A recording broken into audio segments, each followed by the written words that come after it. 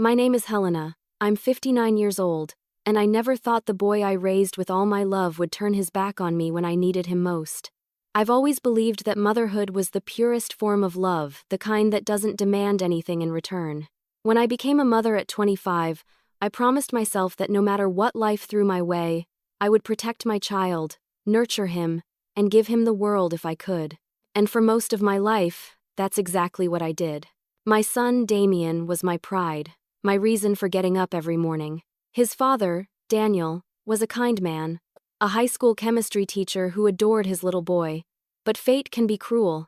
When Damien was just 10, Daniel passed away suddenly from cancer. It was like the ground disappeared beneath my feet.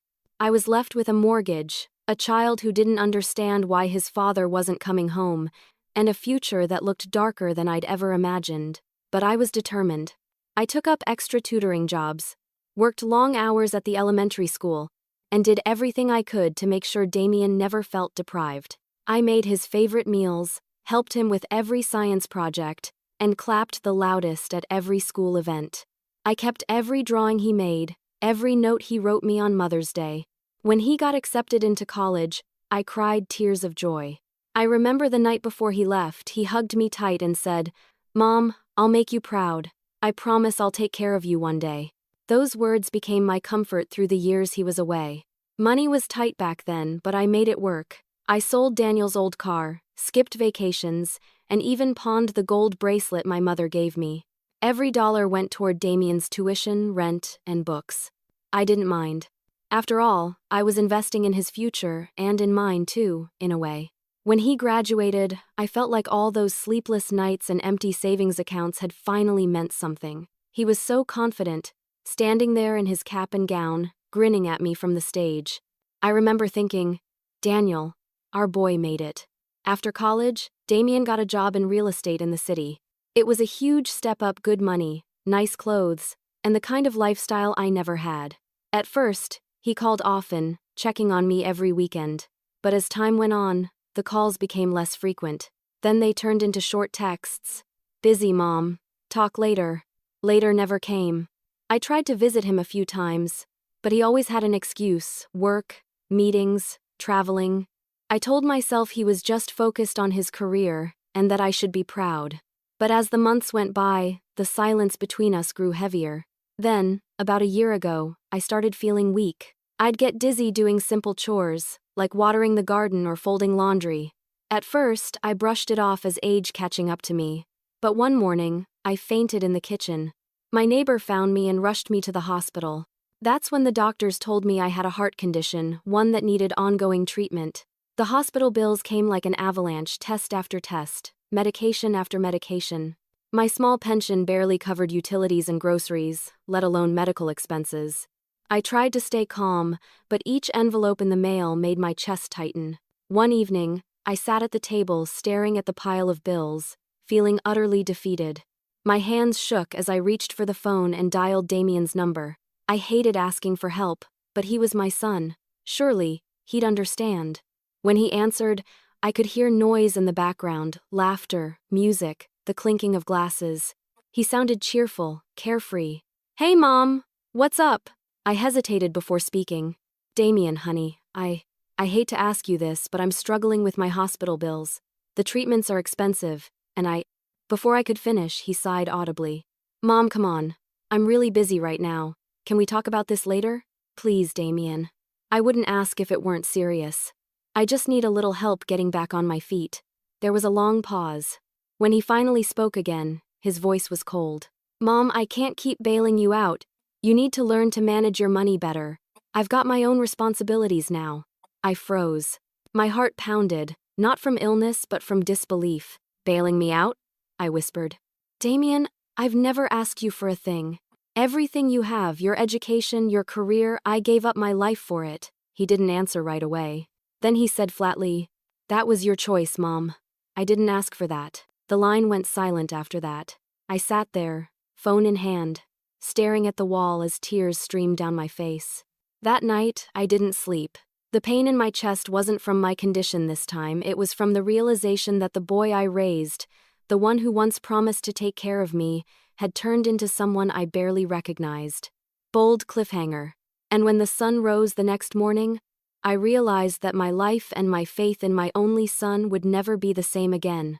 Mom, I can't keep bailing you out. You need to learn responsibility. Those were his exact words, and they've echoed in my mind every single day since. After that phone call, something inside me broke. It wasn't loud or dramatic, it was quiet, like a soft crack in glass that spreads slowly until the whole pane shatters. I sat in my kitchen for hours, staring at nothing, listening to the hum of the refrigerator and the faint sound of rain tapping on the window. I kept replaying his voice in my head. Coldness. The lack of compassion. I wanted to believe I'd misunderstood him, that maybe he was just stressed or distracted. I told myself he didn't mean it. After all, he was my son, the boy I'd fed, bathed, and comforted through every nightmare. Surely, the son I raised couldn't speak to me like that. But, the next day, when I called him again, his phone went straight to voicemail. I left a message, my voice trembling, asking him to call me back. He never did. The following week, I began selling whatever I could. The antique clock Daniel's parents gave us on our wedding day. The dining set I'd bought on credit 20 years ago. Even my engagement ring, which I'd kept in a small velvet box at the back of my dresser. Every item carried a memory, a piece of my life, and yet, each one went to pay off another hospital bill. The nurses at the clinic were kind. They knew I was struggling, and sometimes they'd help me apply for assistance programs or delay certain payments. But I could see the pity in their eyes, and it burned. One afternoon, as I was leaving an appointment, I saw a mother helping her teenage son into a car. He was laughing, teasing her about something, and she was smiling with that soft, patient look that only mothers have. Watching them, I felt something deep and painful twist inside me. That should have been me and Damien, but instead, I was walking alone to a bus stop, clutching a plastic bag filled with prescriptions I could barely afford. That night, I called Damien again. This time, he answered after several rings. "What now, Mom?" His tone was impatient, as if I were some telemarketer bothering him during dinner. "Damien, please," I said, trying to keep my voice steady. "I don't want to fight. I just need you to understand that I'm struggling. My medical bills are piling up. The insurance doesn't cover everything.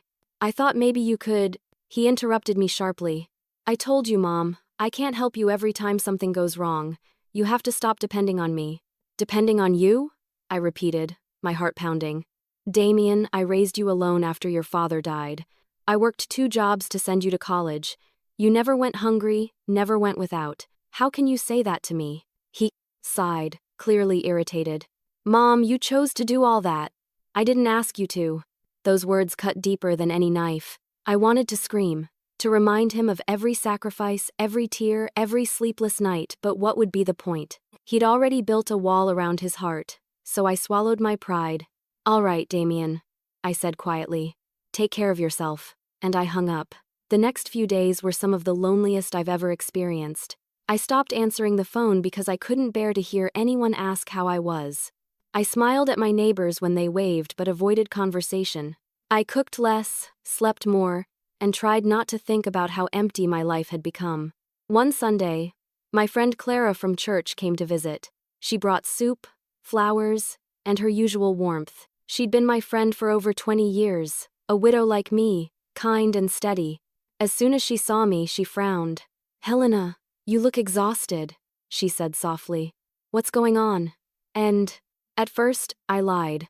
I told her I was fine, just a little tired. But Clara has always been able to see through me. Eventually, I broke down and told her everything: the hospital bills, the phone call, Damien's words. When I finished, she took my hand. "Oh, Helena," she said, shaking her head. "I've seen this before. Some children, when they grow up, forget what their parents gave up for them. But life has a way of teaching them." Her words stayed with me. I didn't know what kind of way life would use, but I hoped, deep down, that she was right. A few weeks later, I received another hospital bill larger than the last. I stared at the total, my chest tightening, my breath shallow. I thought about calling Damien again but stopped myself. He'd made his feelings clear. So I decided to manage it on my own. I took a small loan from the bank and started tutoring kids in the evenings. It was tiring, and my body wasn't as strong as it once was, but it felt better than begging my own son for help. Still, Every night when I lay in bed, I couldn't stop thinking about him, wondering if he was eating well, if he was happy, if he ever thought of me. Then, one afternoon, as I was sorting through the mail, I noticed an envelope addressed to me in elegant handwriting I didn't recognize.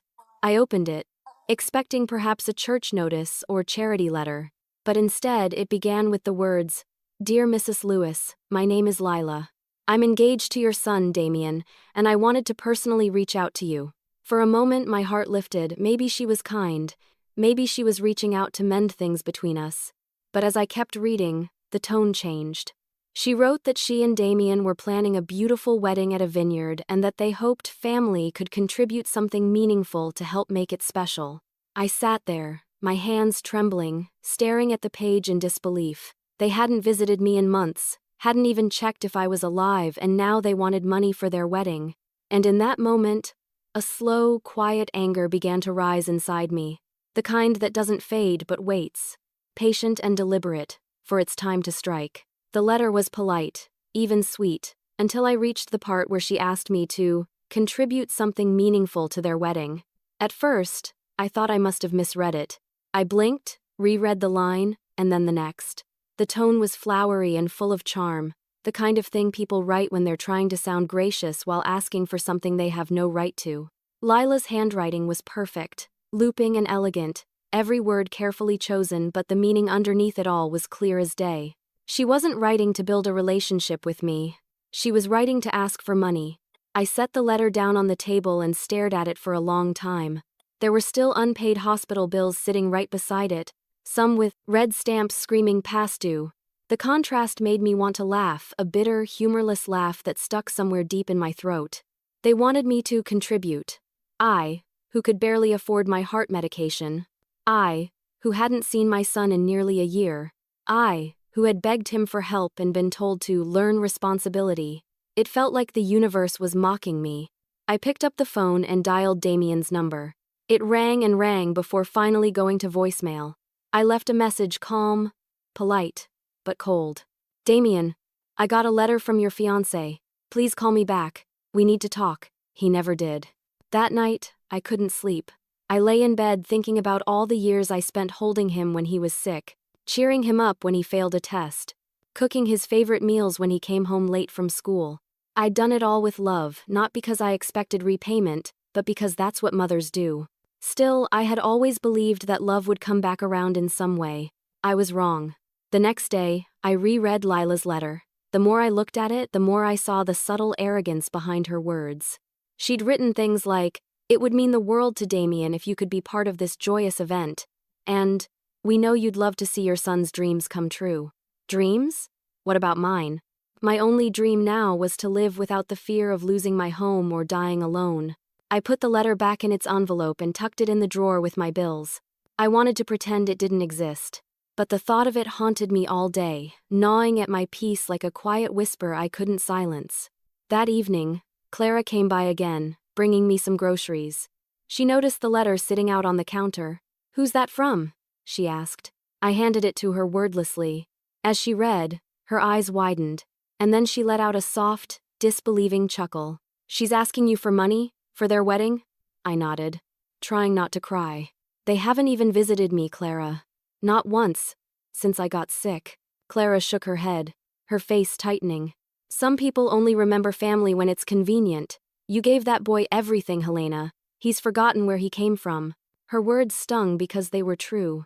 After she left, I sat alone again, thinking about Damien, the child I used to tuck into bed, the young man I'd cheered for when he got his first job, the son I once believed would never abandon me.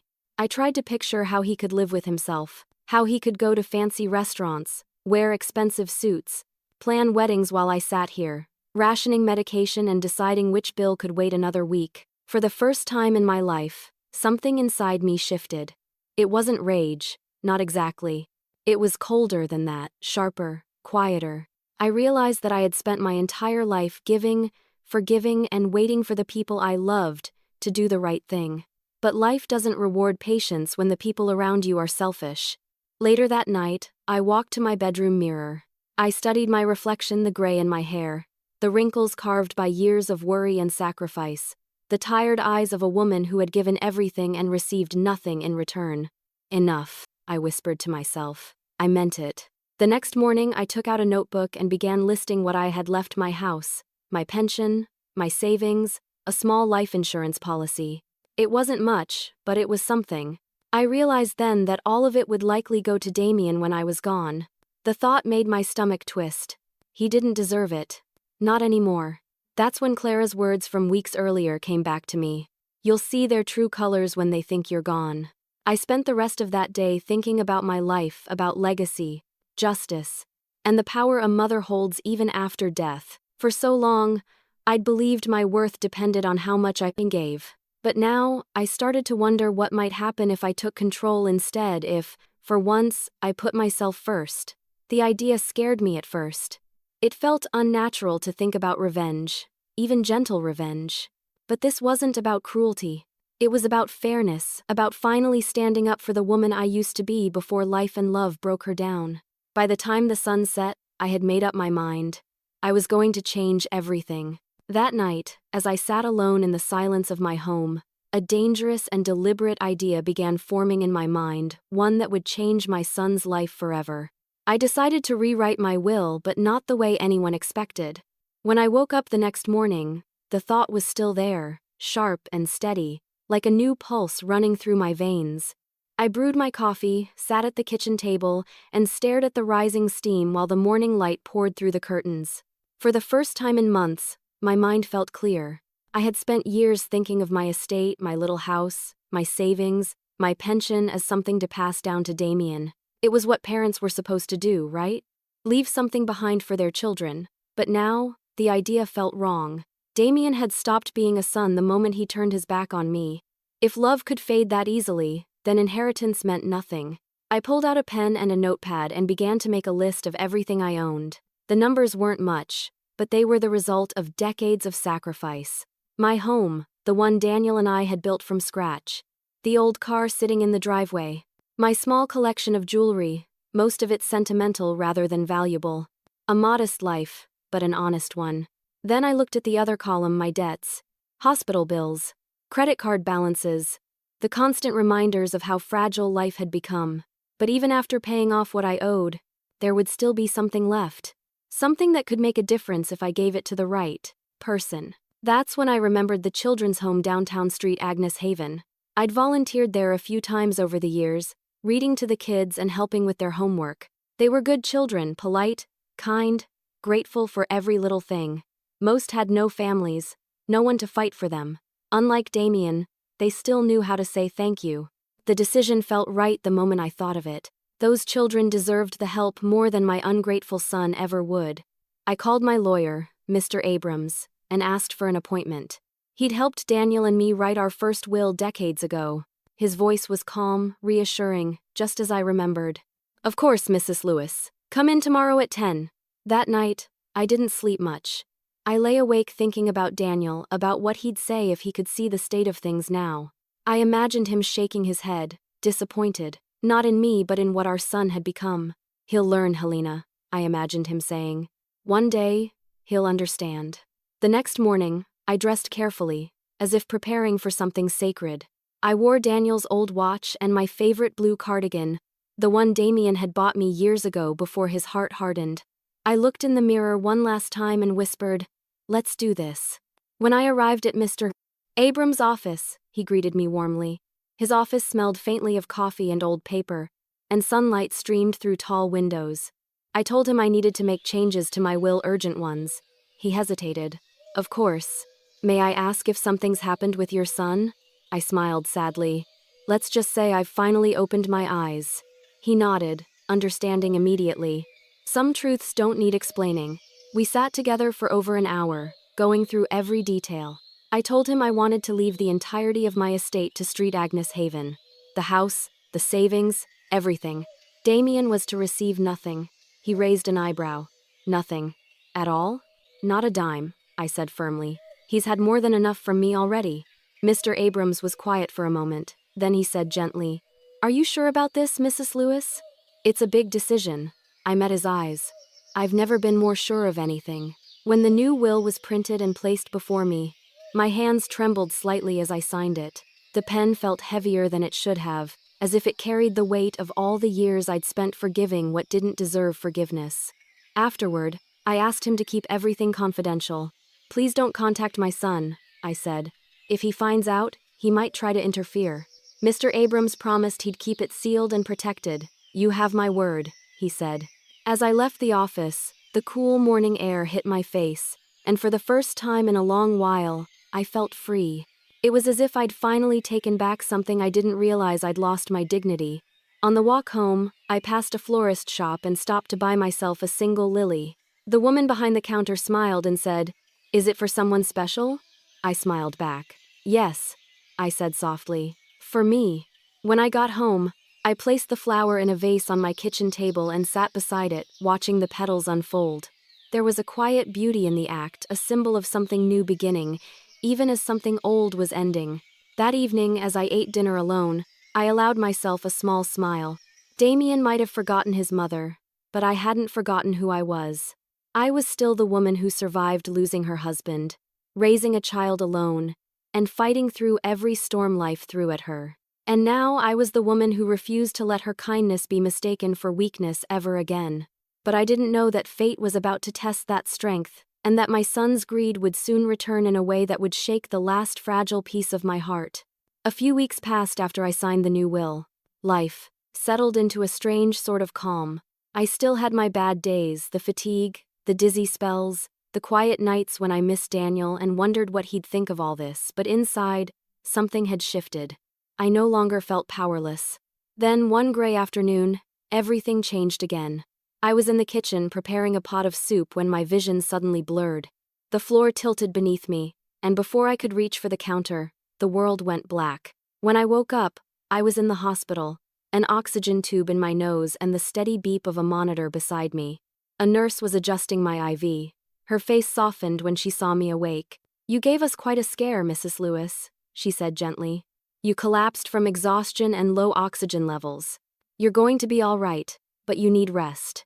I tried to nod, but even that small movement made my chest ache. "How long have I been here?" "2 days," she said. "We tried to reach your emergency contact, but there was no response." I didn't need to ask who she meant. Damien, my only family, my only child. The next few days blurred together in a haze of medication and half-sleep. Every time I opened my eyes, I glanced at the door, half expecting to see him there, but it stayed closed. I told myself he was probably busy, that maybe he didn't know. It was a lie, I repeated, to make the silence bearable. On the 4th night, the doctor came in to check on me. He was kind, middle-aged, with tired eyes. "Your condition has worsened a bit, Mrs. Lewis," he said. "We'll need to adjust your medication and schedule another scan. Are you sure there's no family member who can assist you with paperwork or transportation?" I smiled weakly. "No, doctor, it's just me." He hesitated, then nodded. "You're stronger than most," he said softly. That night, I cried quietly into my pillow. It wasn't just the illness anymore, it was the realization that the person I had spent my life loving had completely forgotten I existed. The next morning, I woke up to the sound of footsteps approaching my room. The door opened, and for a moment, I thought I was dreaming. Damien stood there, dressed in a crisp suit, holding his phone in one hand. Behind him, a woman stepped inside. Lila. He smiled faintly. "Hey, Mom. You look better than I expected." It wasn't warmth in his voice, though. It was polite detachment, the kind you use with a distant relative you barely know. I struggled to sit up, my heart fluttering with a mixture of relief and hurt. "You came," I whispered. "Yeah," he said casually, glancing around the room. "Lila insisted we stop by. We were in town for a meeting anyway." Lila gave a sympathetic little nod. "We just wanted to check on you, Mrs. Lewis," she said. "You've been through so much."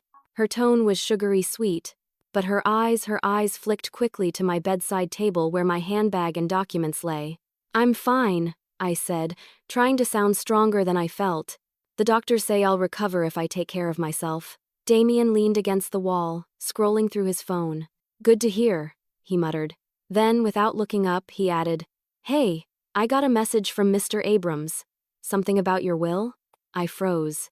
My lawyer had promised confidentiality, but Damien must have found out somehow. My pulse quickened, and I tried to keep my expression calm. Yes, I made some updates, I said quietly. Just organizing a few things for the future. He looked up then, eyes sharp. You didn't make any drastic changes, did you? I met his gaze steadily. Why do you ask? He laughed dryly. Come on, Mom, you're not exactly in the best health. I just want to make sure everything's in order. You know, that you're not being taken advantage of or anything. Lila touched his arm lightly, pretending to soothe him. Damien, don't stress your mother. But I could see the tension in his jaw, the calculation behind his smile. He wasn't worried about me, he was worried about what I might have done with his inheritance. I'm perfectly capable of managing my affairs, I said softly but firmly. And no one's taking advantage of me. You don't need to worry about my will. He studied me for a moment, then smiled again, that same practiced real estate smile he used to sell lies. All right, Mom. I'm glad you're doing well. He turned to leave, but before he reached the door, he paused. You know, Lila and I are still finalizing wedding plans. It'd be great if we could celebrate with you once you're better. I almost laughed. Celebrate? I repeated. After everything? He didn't answer. He just gave me a half-hearted wave and walked out, Lila trailing behind him. When the door closed, the room felt colder somehow. I looked at the empty doorway and realized that whatever bond we once had was gone completely. There was no trace of the little boy who used to hug me after nightmares or bring me wildflowers from the garden. That man had been replaced by someone who saw me as nothing more than a transaction. A few hours later, the nurse came in to check my vitals. You had visitors? She asked kindly. Yes, I said. My son, she smiled. That must have lifted your spirits. I forced a nod. In a way, I murmured. When she left, I turned toward the window. Outside, the sun was setting, painting the sky in streaks of gold and red. It was beautiful, a reminder that endings can be just as striking as beginnings. And as I watched the light fade, I made a silent promise to myself. Damien would never see a cent of my inheritance, not a single dollar. He had chosen greed over love, and now he would learn what that choice truly cost. After I was discharged from the hospital, I went home feeling weaker in body but stronger in spirit. The doctors told me to rest, to avoid stress, but they didn't understand that rest meant nothing when your heart was burdened by betrayal. I could lie in bed for a week and still feel the weight of my son's words pressing against my chest. The first few days, I moved slowly, trying to regain my strength. The house felt emptier than ever, the silence louder. Every photo on the wall reminded me of what used to be Damien's first day of school, his graduation, the two of us smiling under the summer Sunday. I couldn't bring myself to take them down, but I also couldn't look at them for long. Each frame felt like a lie. One morning, as I sipped tea at the kitchen table, I opened my notebook, the same one where I'd once written a list of my possessions and debts. I turned to a blank page and wrote in large, deliberate letters, "He will learn." That was all I needed to see to remember my purpose. I called Mr. Abrams first thing that morning. His secretary recognized my voice and put me through immediately. "Mrs. Lewis," he said warmly. "I was just about to call and check on you. How are you feeling?" "I'm alive," I replied simply. "And ready to finish what we started." He understood right away. Within a day, I was sitting in his office again, a cup of coffee warming my hands. We reviewed the will once more, going through every clause and beneficiary line. I told him I wanted to make sure everything was airtight, that no one could challenge it, especially Damien. "I'll include an incontestability clause," Mr. Abrams said, scribbling notes. "That means if your son tries to fight this in court, he'll automatically forfeit any potential claim, even if he might have had one." "That's perfect," I said. We went over the final details for hours. Every time I initialed a page, I felt a quiet satisfaction growing in me. It wasn't vengeance that fueled me anymore, it was justice. For every tear, every sleepless night, every insult disguised as advice, I was reclaiming my peace. When we finished, I looked at the thick stack of papers before me and exhaled. "This," I said softly, "is the end of his entitlement." But before I left, I had one more request. "Mr. Abrams," I began, "I want to record something. A message for Damien. To be delivered after I'm gone." He leaned back, studying me. "Are you sure?" "Yes," I said. "He deserves to hear from me, not in anger, but in truth." He arranged for me to use his office camera, and we set it up that same afternoon. I remember sitting in the chair, the soft hum of the camera, the faint scent of old books and polished wood filling the room.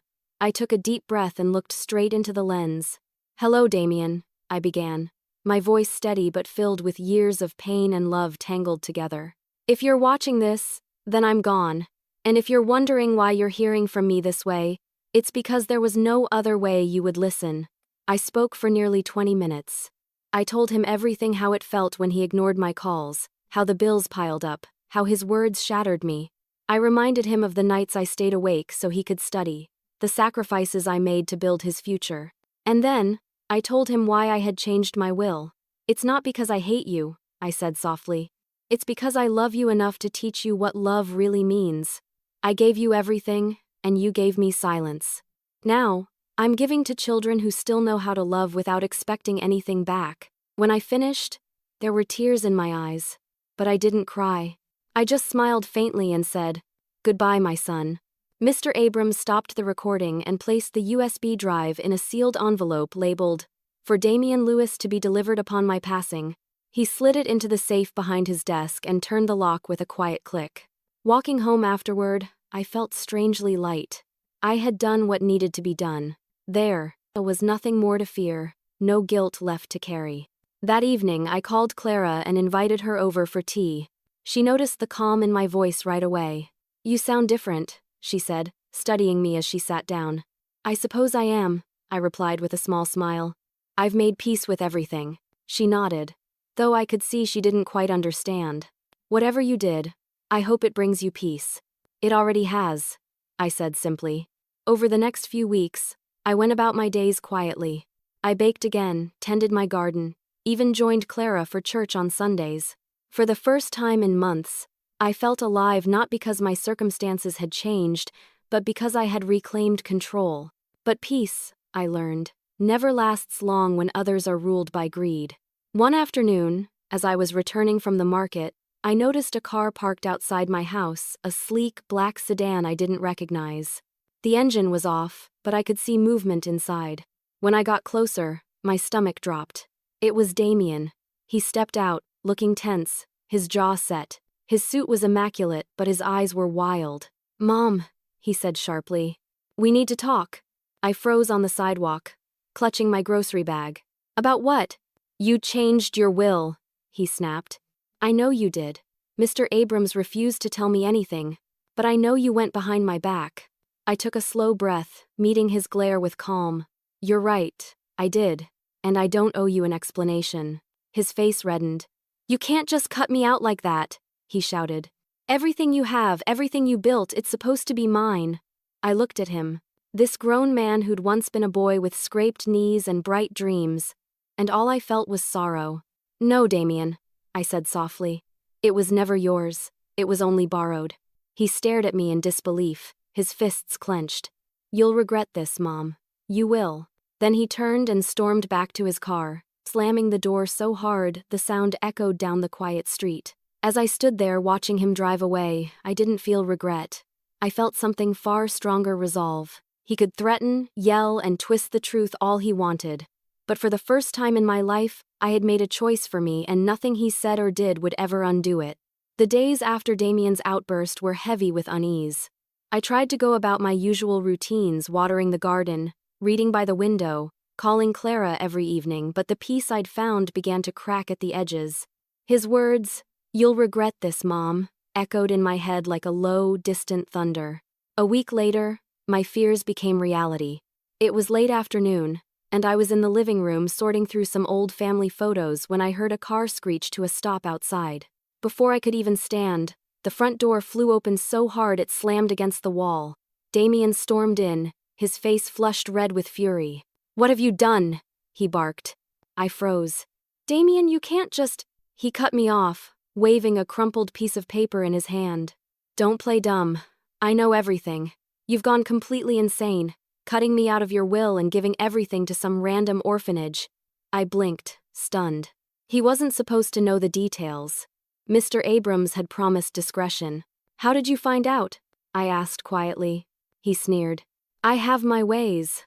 Let's just say people talk when you offer them enough money." A cold wave of disappointment washed over me. Not only had he betrayed me once again, but now he'd stooped so low as to bribe someone to uncover private legal documents. I stood slowly, steadying myself on the table. "You need to leave, Damien." "No," he snapped. "You're going to fix this. Right now. You're going to call your lawyer and change that will back to how it should be." I stared at him, heart pounding. "How it should be?"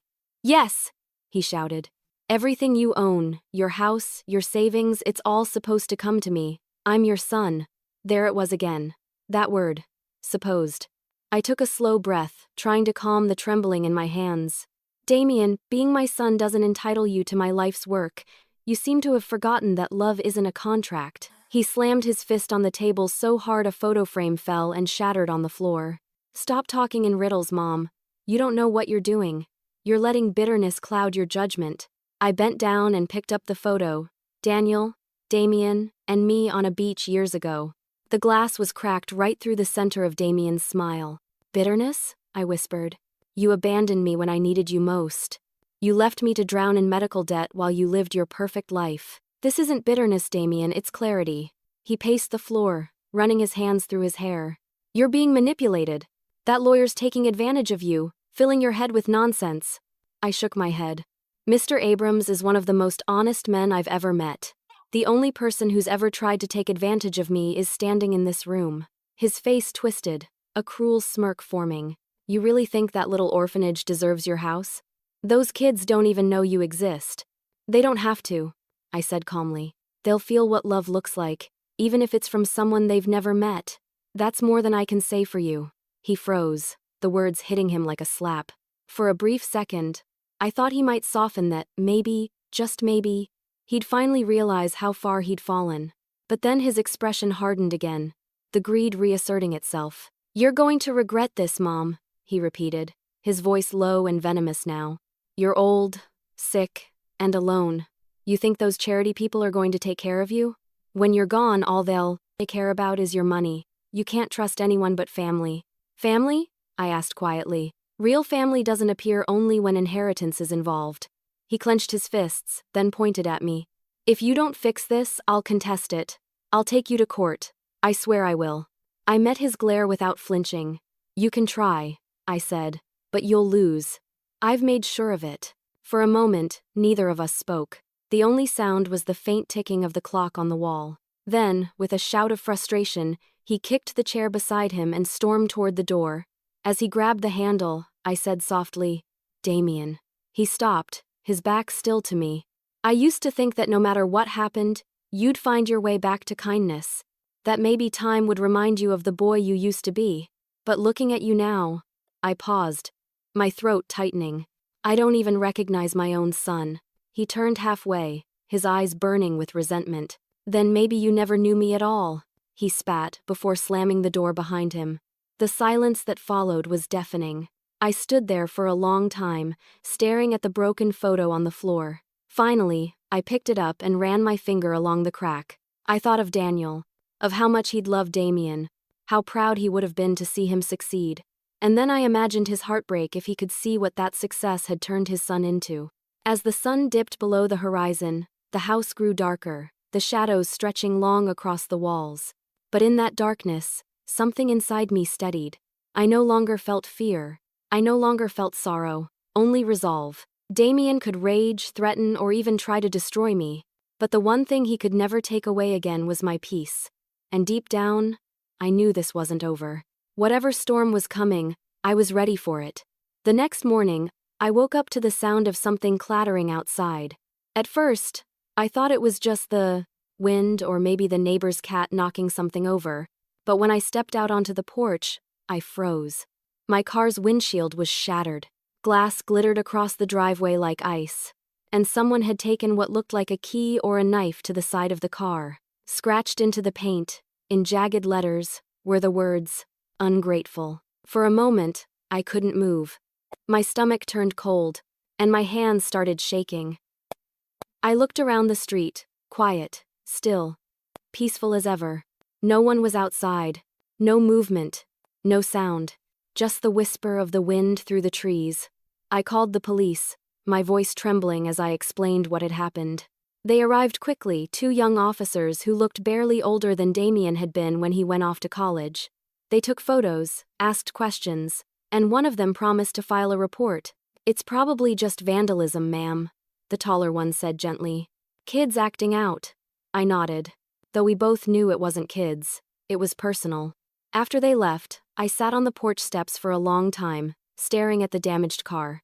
I didn't need proof to know who had done it. The word carved into the paint told me everything I needed to know.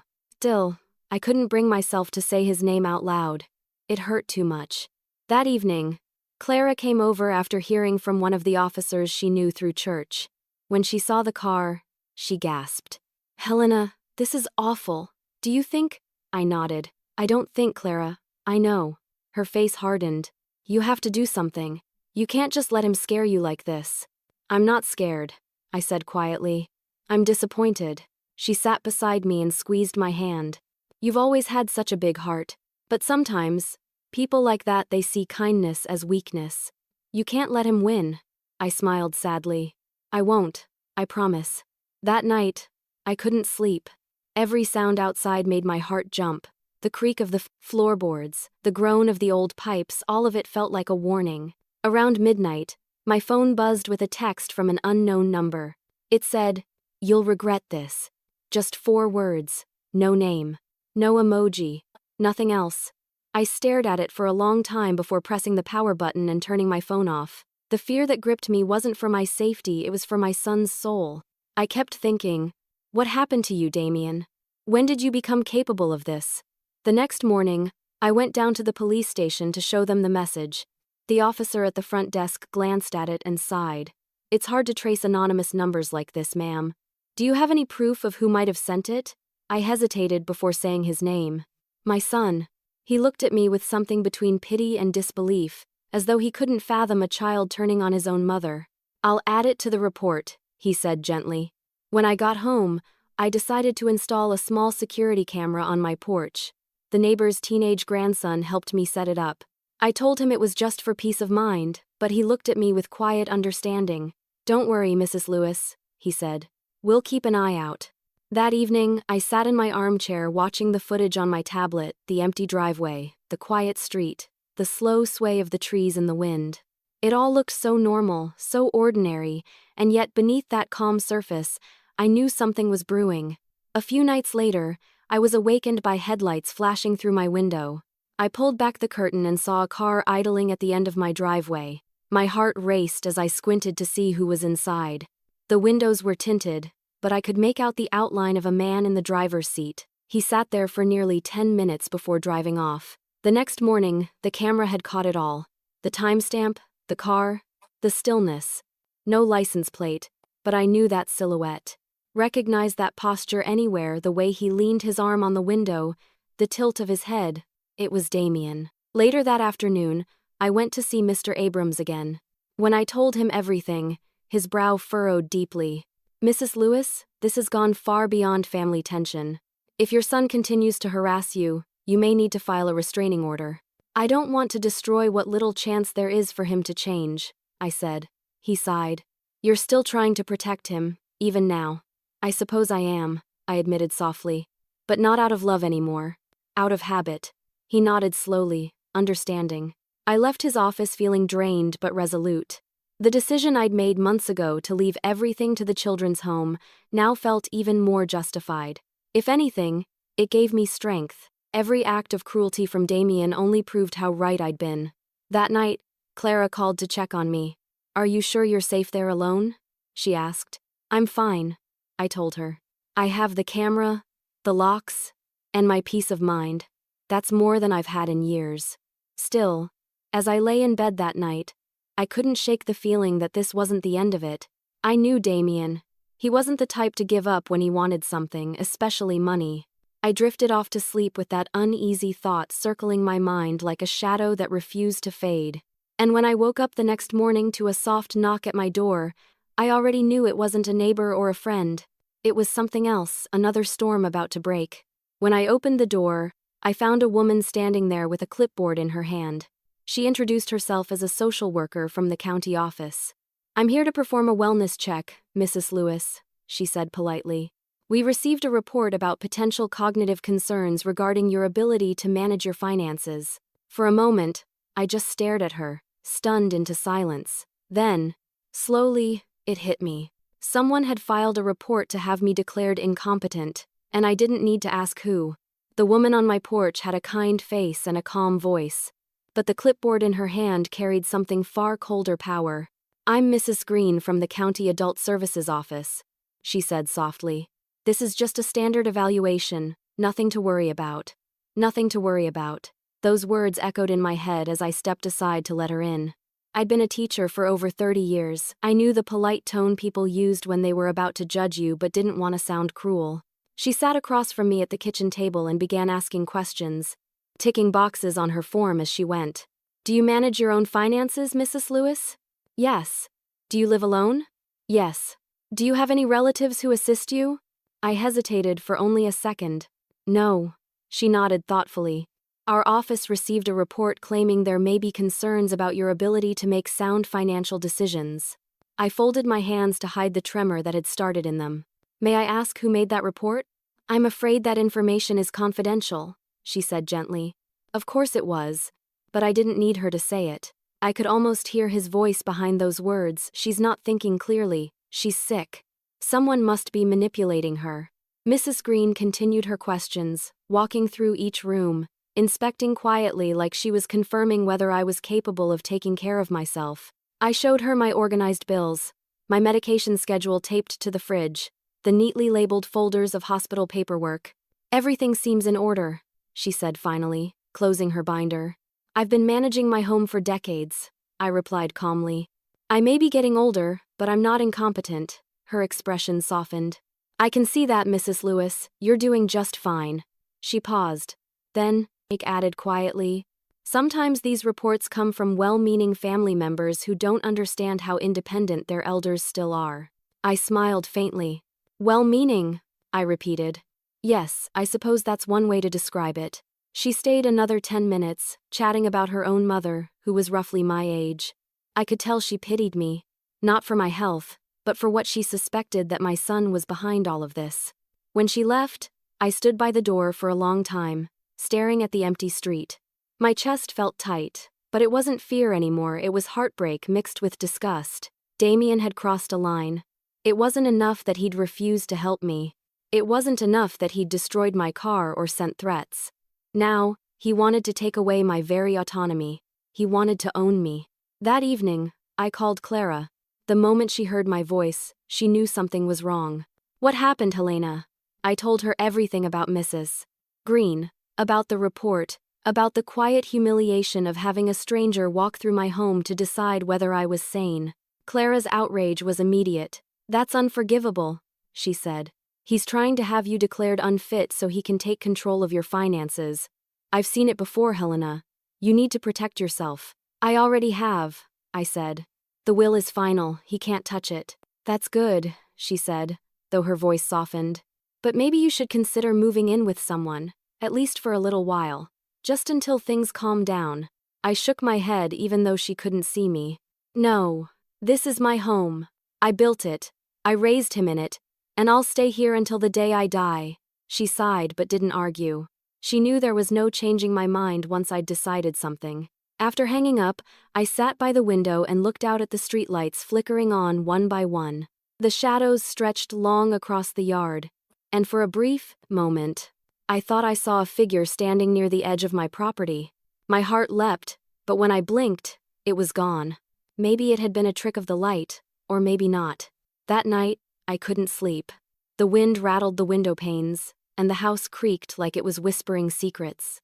I lay awake, thinking about the lengths Damien was willing to go. Somewhere deep down, I still wanted to believe he could change, that there was a trace of goodness left in him, but every action proved otherwise. The next morning, I decided to do something I hadn't done in years. I opened my old wooden chest, the one I kept tucked away in my bedroom closet, and pulled out my journals. There were dozens of them, pages filled with years of memories, letters, and reflections. I began rereading the early ones, back when Damien was young, when my words were filled with pride and joy. Then I turned to the newer entries, darker, lonelier, filled with questions and regrets. That's when I realized something. These journals weren't just memories. They were proof. A timeline of love, sacrifice, and abandonment written in my own hand. So, I kept writing. Each night, I recorded every phone call, every text, every strange thing that happened. The vandalism, the threats, the social worker's visit.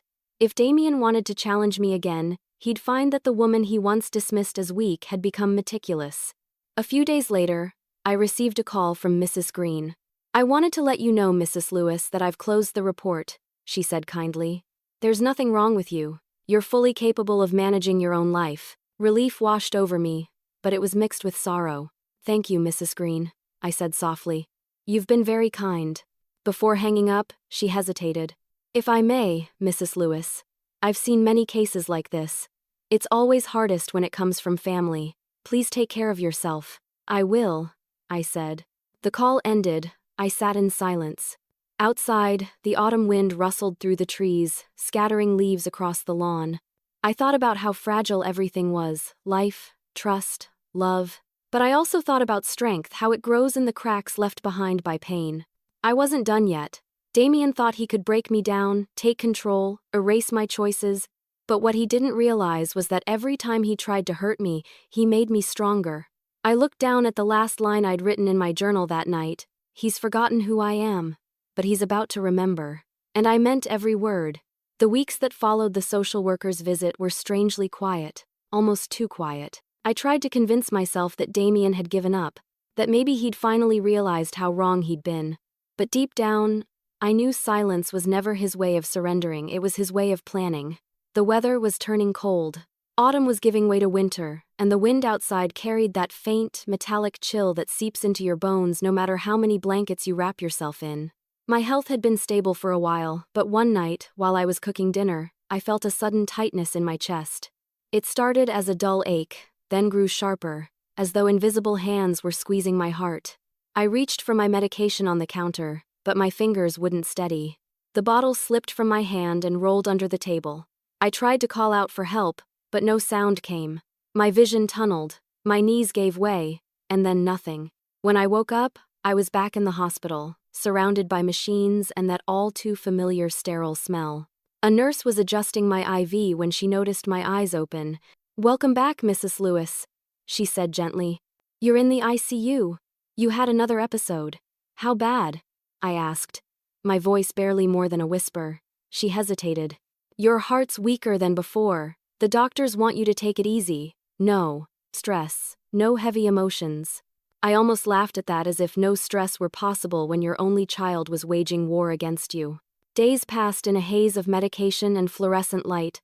I tried to rest, but sleep wouldn't come easily. The rhythmic beeping of the monitor became the soundtrack to my nights, each sound reminding me how fragile I'd become. On the fourth day, the nurse came in looking uncomfortable. "Mrs. Lewis," she said softly, "you have visitors." I turned toward the door expecting Clara, but when it opened, it wasn't my friend, it was Lila. She entered the room like she owned it, immaculate as always, her hair perfect, her perfume too strong for the sterile air. I could tell she'd dressed to impress. A sleek beige coat, diamond earrings, a bag that probably cost more than my monthly pension. "Mrs. Lewis," she said sweetly, pulling up a chair beside my bed. "I was so worried when we heard about your condition. I noticed how she said it, as if she spoke for both of them, as if Damien had actually cared enough to come. "Where is my son?" I asked quietly. She smiled, but her eyes didn't. "He's very busy with work. He wanted to come, of course, but you know how demanding real estate can be." I nodded faintly, though the sadness in me felt like a weight pressing against my ribs. "I see." She leaned forward, lowering her voice into that soft, honeyed tone manipulative people always use when they're about to ask for something. "Mrs. Lewis, I know this is a difficult time, but Damien and I have been under a lot of pressure lately with the wedding, the new house, everything." I said nothing, letting her fill the silence with her own discomfort. Then she added, almost too casually, "We heard from someone that you've made some changes to your will." My heart skipped a beat. "And who exactly told you that?" Her smile tightened. "Oh, you know how small towns are. People talk." I stared at her, saying nothing. She took my silence as permission to continue. I understand that emotions can run high when families argue, she said. But Damien loves you, and he's been so worried about you. Maybe it would bring you both peace if you reconsidered some of those decisions. After all, family should stay together, especially when times are hard. It was astonishing how easily she spun her words, twisting them into a perfect web of guilt and sweetness. But I'd lived long enough to recognize the scent of manipulation when it filled the room. Lila, I said softly, do you know what real family means? She blinked, clearly not expecting the question. Family, I continued, means showing up when someone's sick. It means answering the phone when they call for help. It means love that doesn't ask for anything in return. Her lips parted slightly, but she didn't respond. Tell me, I asked, how much did Damien promise you? Her face turned red, and for a split second, the sweetness vanished. Excuse me? Money, I said, my voice steady. The inheritance you're both so desperate for. How much did he say you'd get? Her eyes narrowed. You're being unfair. Am I? I whispered. Because from where I'm lying, the only thing unfair is that I'm fighting to stay alive while the two of you fight over what happens when I'm gone. That shut her up. She stood abruptly, clutching her designer bag. I came here out of kindness, she said sharply. I didn't deserve this hostility. No, I said. You came here out of greed. For a long moment we just stared at each other. Then she turned on her heel and left, the click of her heels echoing down the hallway. The nurse came in a few minutes later, frowning. Everything all right, Mrs. Lewis? That night, I lay awake, staring at the dim hospital ceiling. The air smelled of antiseptic and sorrow. I thought about how fragile everything had become, not just my health, but the thin line between love and betrayal. Damien and Lila had made their intentions perfectly clear. They weren't just waiting for me to die. They were trying to push me toward it, but they had forgotten something important. I'd spent my life surviving worse storms than this, and if they wanted a battle over my legacy, I'd make sure they regretted every cruel, selfish thing they'd done. I might have been old and sick, but I wasn't powerless. Not yet. The morning after Lila's visit, the doctors told me that my condition had stabilized again, but I could see the concern in their eyes.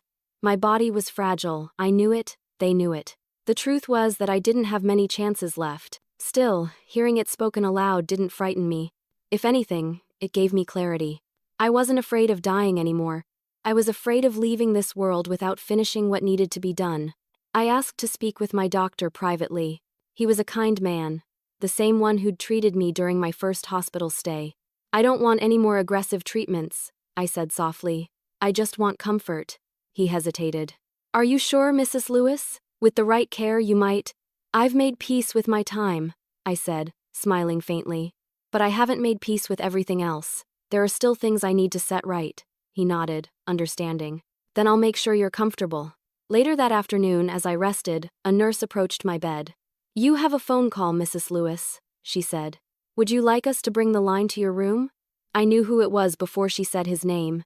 It's Mr. Abrams. I asked her to put the call through. Mrs. Lewis, he said, his voice calm as ever. I heard from the hospital about your condition. I just wanted to see how you were doing. I'm fine, I said. But I need to make one more change to the will. He was quiet for a moment. Are you certain? It's already solid. Yes, I said firmly. But this change isn't for the money.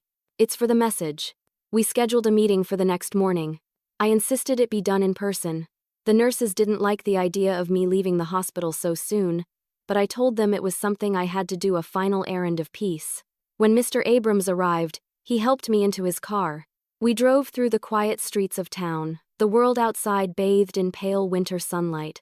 I remembered driving those same streets with Damien years ago when he first got his driver's license. He'd been so proud then, so full of life. Now, I wondered if that boy still existed somewhere deep inside the man he'd become. At the law office, Mr. Abrams helped me to his chair. Take your time, he said. I told him about my encounter with Lila, how she'd come to the hospital under the guise of concern but left showing her true colors. They're both consumed by greed, I said.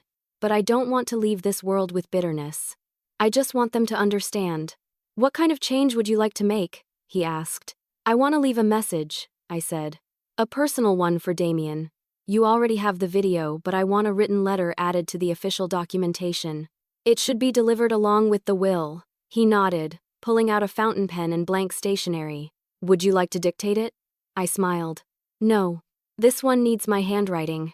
He handed me the paper, and for a long time, the only sound in the room was the faint scratching of the pen as I wrote. My hands trembled, but my words flowed steadily. Dear Damien, if you're reading this, it means I'm gone. I know you're angry, maybe even resentful, but I hope one day you'll understand why I made the choices I did. You once told me I needed to learn responsibility. That night, those words broke me. But now, I see that they were meant for you, not me.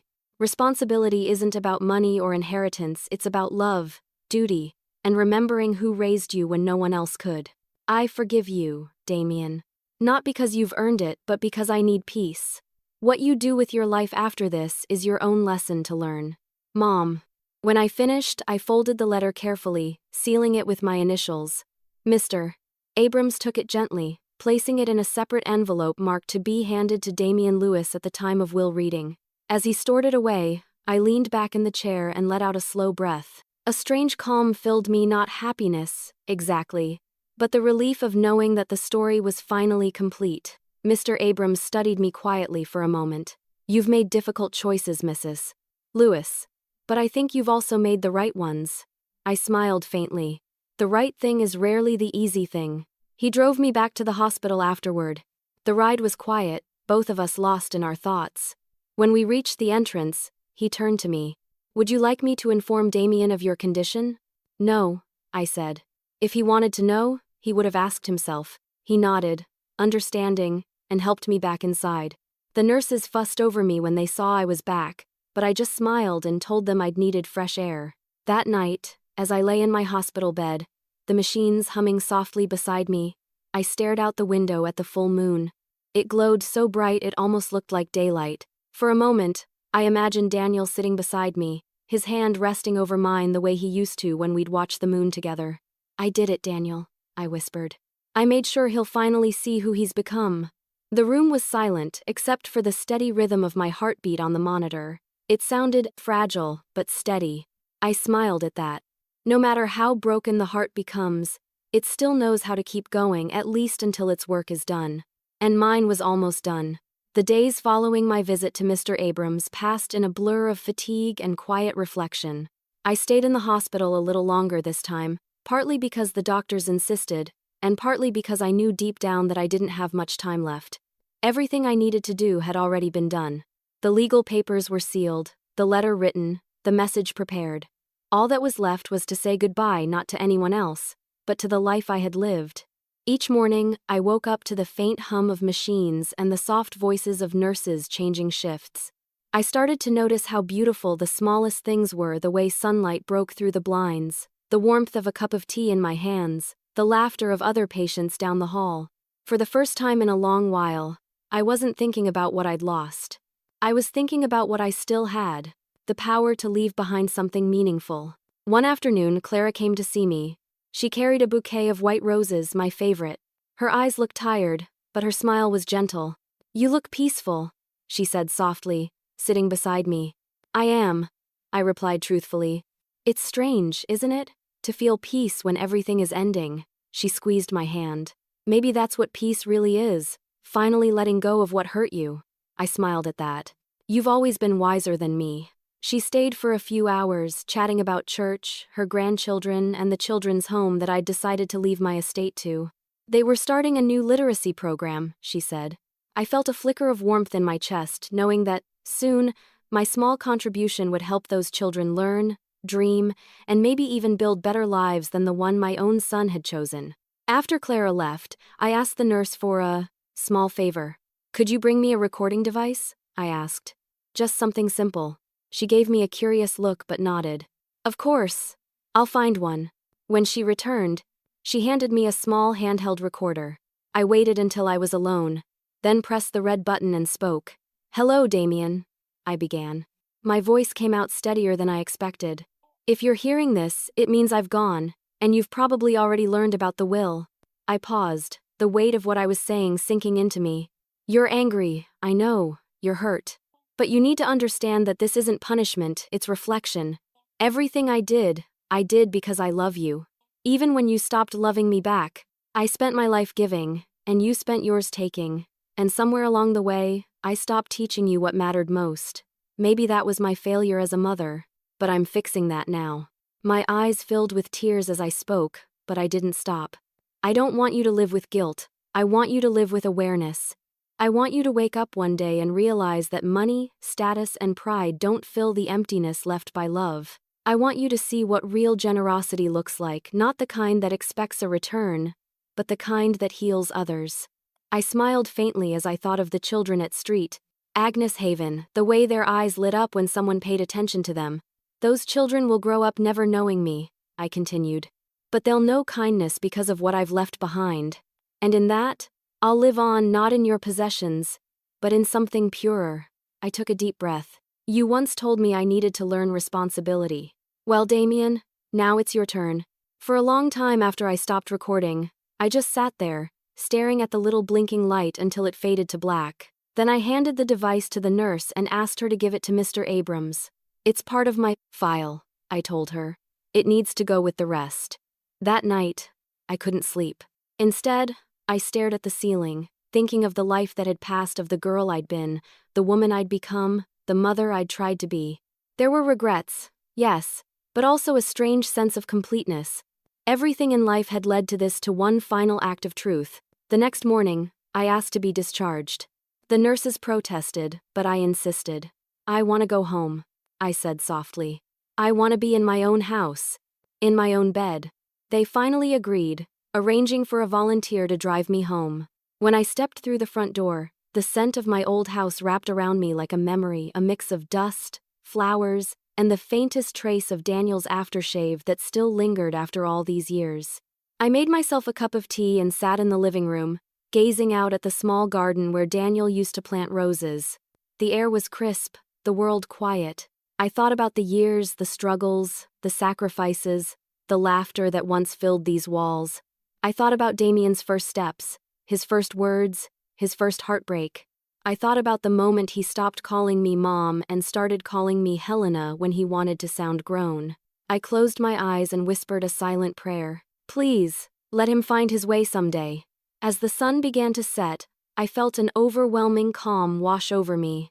My breathing slowed, and the edges of the world began to blur. I wasn't afraid. I wasn't angry. I was simply ready. I lay down on the couch, pulling a blanket over myself, and for the first time in a long while, I felt no pain. My mind was clear, my heart at ease. Outside, the wind stirred through the trees, and the last light of day faded into the soft glow of evening. Somewhere far away, a church bell rang, a slow, steady sound that seemed to echo through the quiet house. And as that sound carried through the air, I closed my eyes, feeling Daniel's hand in mine once more, and let go. The day of the will reading arrived exactly 2 weeks after my funeral. It was a quiet affair, held in Mr. Abrams' office, the same place where I had signed my final papers. The winter sky outside was heavy and gray, the kind of day that makes everything feel muted. Inside, however, tension hung thick in the air. Damien arrived 15 minutes late. He was dressed sharply, as always, wearing a dark suit and an expensive watch that gleamed under the office lights. Lila was beside him, equally polished, her face carefully composed into an expression of polite sympathy. To anyone else, they might have looked like a grieving couple, but Mr. Abrams could see through facades. He'd seen plenty in his long career.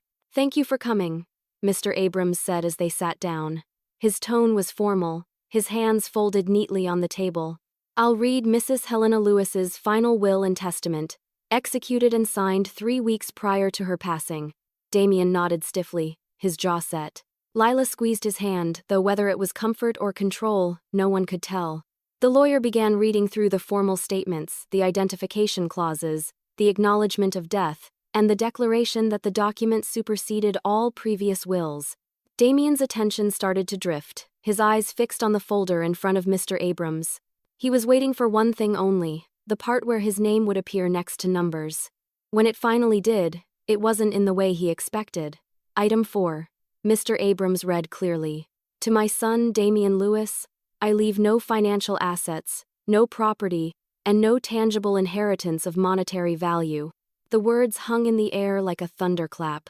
Lila turned sharply toward Damien, her mouth parting in shock. "What?" Damien said, his voice rising. "That has to be a mistake." Mr. Abrams didn't flinch. "It is not, however," he continued. "Mrs. Lewis did leave behind a personal message addressed specifically to you, to be read and viewed after the official proceedings." Damien's face flushed crimson. "You can't be serious. She left everything to strangers?" "Not strangers," Mr. Abrams corrected calmly. "The entirety of Mrs. Lewis's estate, her home, her savings, and her insurance has been donated to Street Agnes Haven, the children's home where she volunteered." Lila's composure cracked. "She gave everything to an orphanage?" she exclaimed. "This is insane. Damien, you can't let this stand." He slammed his fist on the table. "I'm her son. I have rights." Mr. Abrams met his glare with cool professionalism. "Mrs. Lewis included an incontestability clause. If you attempt to challenge the will, you forfeit any potential claim, including personal effects." She wanted her wishes honored. For a moment, Damien just stared at him, his breathing heavy. Then he slumped back in his chair, rubbing his temples. "Unbelievable," he muttered. "She's punishing me even in death." Mr. Abrams quietly reached into his drawer and retrieved a sealed envelope and a small USB drive. "She also left you this," he said, sliding them across the table. "She asked that you view the message privately after our meeting." Damien hesitated, staring at the items as though they were venomous. Lila leaned toward him. "We'll fight this," she whispered urgently. "We'll find a way. There has to be a loophole." Mr. Abrams raised an eyebrow. "There isn't." Mrs. Lewis was very thorough. "Her instructions are legally sound." Lila's expression darkened, but she said nothing more. When the meeting concluded, she stormed out of the room, her heels clicking furiously against the polished floor. Damien stayed behind, his hand resting on the envelope. He didn't speak for several minutes. "Would you like me to leave you alone?" Mr. Abrams asked quietly. Damien nodded, barely, managing a whisper. "Yes." When the door closed, Damien opened the envelope. Inside was a short handwritten letter, and the same neat handwriting that had once signed every birthday card he'd received as a child. He unfolded the paper, and his eyes began to scan the words. "Dear Damien, if you're reading this, then you know that I'm gone. I imagine you're angry, maybe even hate me. That's all right. I've been angry too, but not at you, at myself, for letting you believe that love could be measured in money. I didn't leave you out to hurt you. I left you out because I want you to understand that wealth without empathy is emptiness. The children who will benefit from what I've given will never know my name, but they'll feel what love looks like. And one day, I hope you will too. Remember, my son, the greatest inheritance a person can leave behind is kindness. You just never saw it because you were too busy looking for cash. Mom." He read the letter once, twice, then folded it with shaking hands. For the first time in years, he felt something break inside him, something raw and unguarded. He set the paper down and plugged the USB drive into Mr. Abrams' laptop. The video began. There she was, his mother, pale but composed, sitting in a chair in the lawyer's office. Her eyes were calm, her voice soft. "Hello, Damien," she said. "I hope this isn't the first time you've truly listened to me." He stared at the screen, frozen. She continued. "I forgave you long before I died. But forgiveness doesn't erase the truth. You abandoned me when I needed you most. You treated love like a debt that had to be paid back with interest. But that's not love, Damien. That's pride." Her words hit him harder than he expected. He had thought he'd built walls strong enough to keep guilt out, but her voice pierced right through them. She smiled faintly at the camera. "I don't hate you, my son. I pity you.